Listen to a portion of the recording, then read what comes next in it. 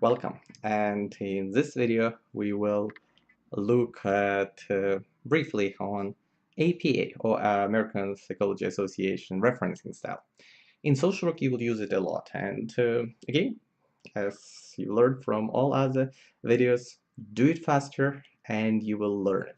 Because if you practice more, you will actually improve your APA skills as well as all other skills, because practice makes things happen.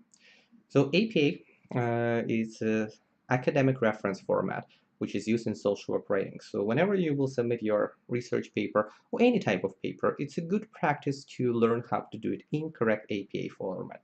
So you will not mm, be worried when instructor will say this paper it need to be done in APA format. You will know it will include title page, your body of your research and paper, and a reference page. Even if you don't have references, always have title page. That helps to identify the student, even by email, because it's not always stored connected to your email browser. So always have title page. Reference appropriately. If you ever use any sources outside your general knowledge, and again, be very careful, even general knowledge, if it's come from your grandparents or sometimes your friends or other resources, reference, saying my friends told me, or I've learned from parents, or I found out this from my supervisor. It will strengthen your credibility in terms of acknowledgement sources where you learn information. And for sure, if you learn anything from academic sources, from papers, reference them appropriately using author, uh, last name, and year in text, and then include them on a reference list.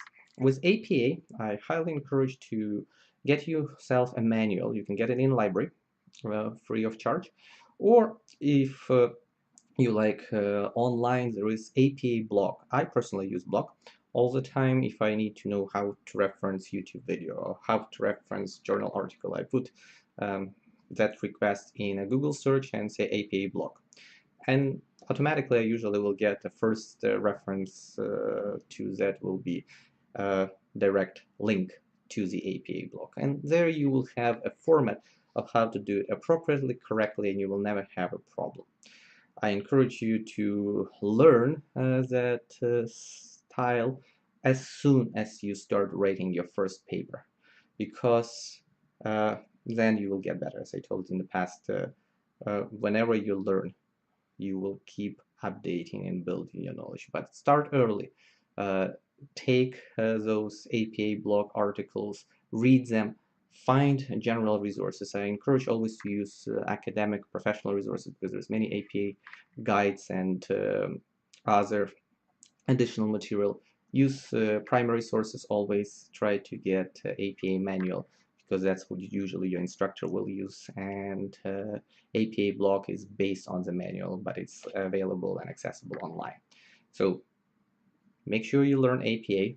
If you don't bookmark your APA blog website, do it right now, and keep learning. Be professional now and enjoy your journey.